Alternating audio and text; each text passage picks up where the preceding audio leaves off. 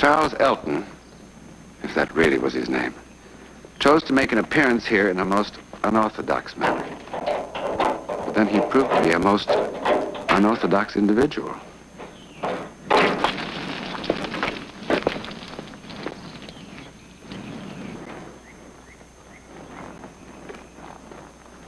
Your office, Mr. Secretary? No, there's a meeting at the State Department, 8:45. It's nearly that now, but let's not break any cross-town speed records. No, sir. I'm afraid you won't be able to leave just yet, Mr. Secretary. Who are you and what do you want? Just to show the Secretary something of great importance. Well, you better get out of here fast. Sir, you have a reputation for being a reasonable man. I'm sure you can see if you will notice this car is in no condition to take you anywhere. So you might as well let me fix it. Fix it? There isn't a gasoline station around for at least a mile. Which is precisely why I chose to empty your gasoline tank here. Mr. Secretary, please forgive my methods. But after waiting in your outer office 4 days in vain... There may be enough gasoline in the lines to get to a gas station.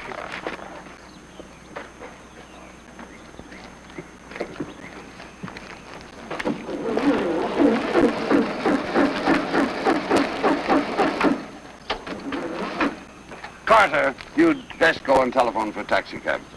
Maybe I better call the police. No, I'll be all right. Yes, sir. I thought your face was familiar. Excuse me, sir. Where are you going? Just to get your garden hose. Hose?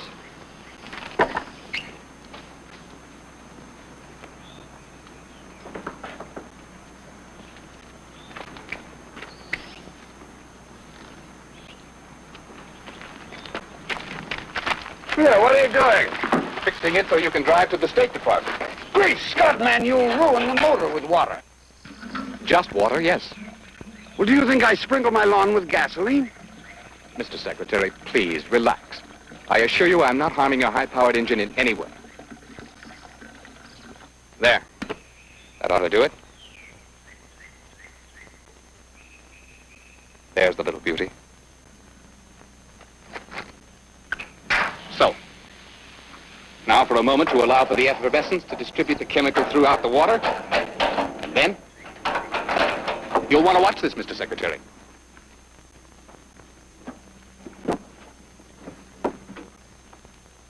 I pump it to get some of my mixture up into the carburetor.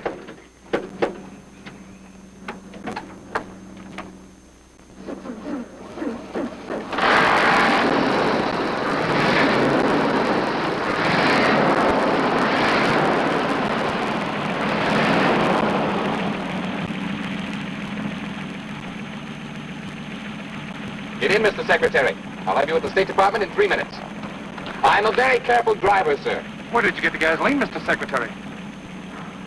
Oh, from the garden hose. Naturally. Pardon, sir? Cancel the taxi cab. Yes, sir.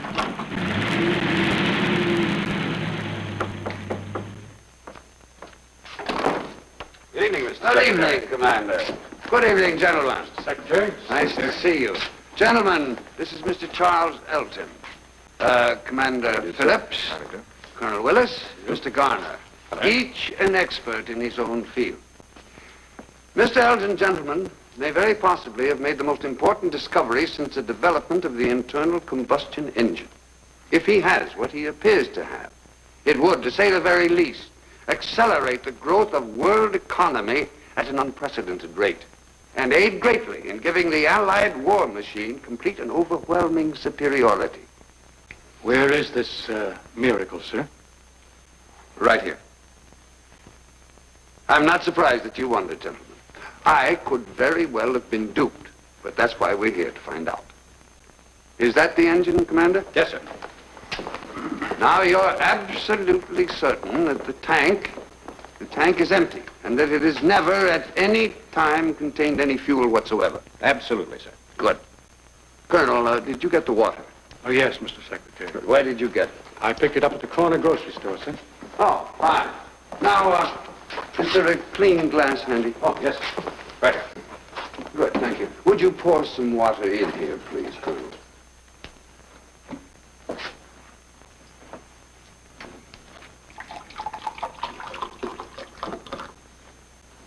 Colonel, have a drink.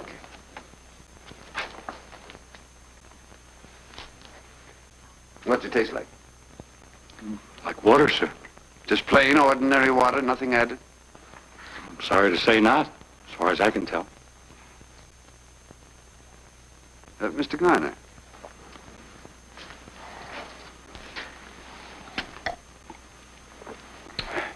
Just water? Commander, how long to run an analysis on this? Half a minute. Good. Mr. Garner, is there anything at all unusual about this engine? No, it's just a plain automobile engine. Mm-hmm. Commander? I can tell better after they sit a while, sir. But so far, it's just good old H2O. Fine. Well, Mr. Elton, stage is yours. Thank you, sir.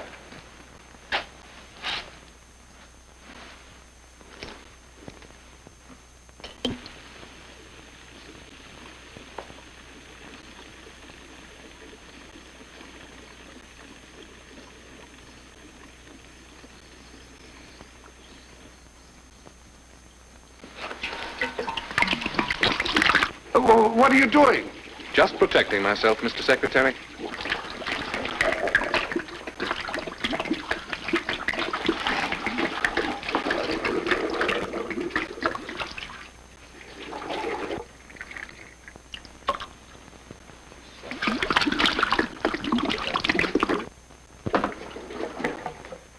Just enough to prime it and run the engine for about a minute.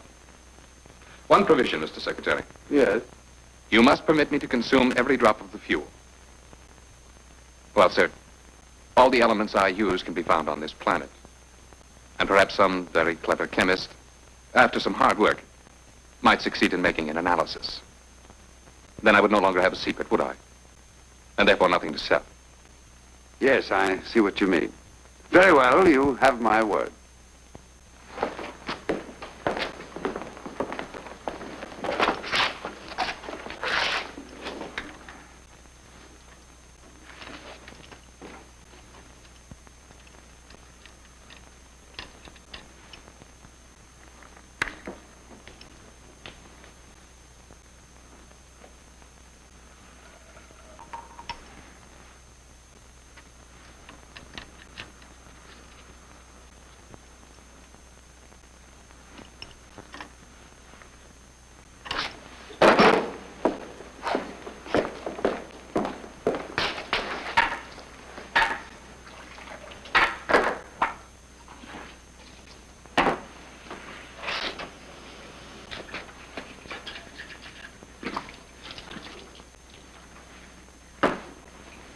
Very well, gentlemen. Someone can start the engine. Mr. Garner? But, Mr. Secretary, if you'll forgive me, there can only be one possible result. Water vapor and internal combustion engine are incompatible. You'll simply ruin a perfectly good engine. That is a risk that I feel we can afford. Very well.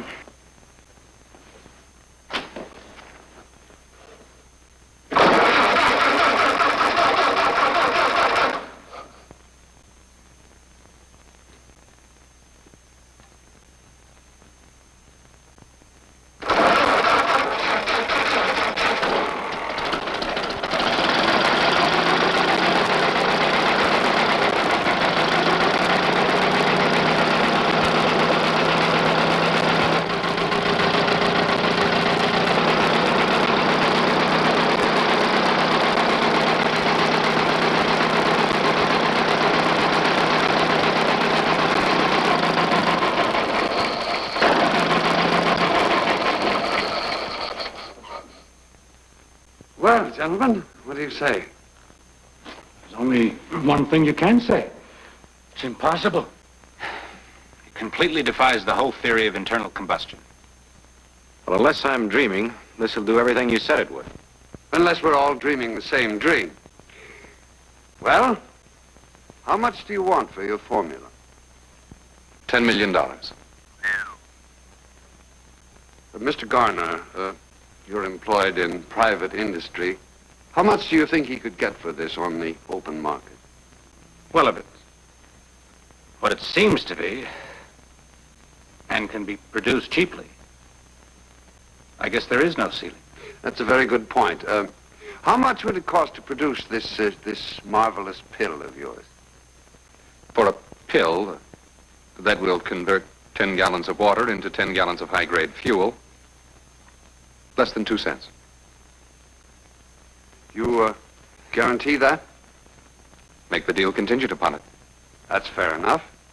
I, of course, can't commit our government to a project of this magnitude on my own responsibility, but, well, I feel certain that we'll have no difficulty in getting what you want.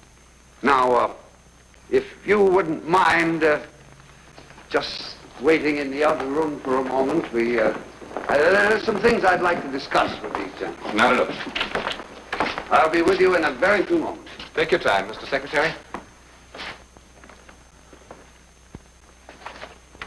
Well, gentlemen, I'm not an expert on these matters. I leave that to you, but I know I'd hate to present this matter to the president and have it explode in my face. Well, nobody's an expert on that stuff, except your Mr. Elton. You took every possible precaution, sir. I know one thing. There was no drop of fuel of any kind in that engine until he poured his mixture in. Mr. Garner, you're a very cautious man. Would you care to express an opinion? Man enough to be a complete fool to believe what we just saw. But I believe it. There's no other choice. Well, gentlemen, that's good enough for me. Mr. Elton, I'm glad to... Mr. Elton? Mr. Elton? He's gone. And he was gone. He had completely vanished. The FBI and the Secret Service for many, many months searched for Charles Elton. They checked every hotel and rooming house in Washington. They interviewed every Charles Elton in America. They took his fingerprints from the laboratory, and they checked them and compared them against every conceivable source. But not one shred of evidence was ever found to prove that such a man even existed. And of course, to this day, no one can even imagine how he managed to make gasoline from water. His secret, like the secret of the ghost who worked his magic in Chico, California, continues to elude our best scientific minds. We may never discover who these men were.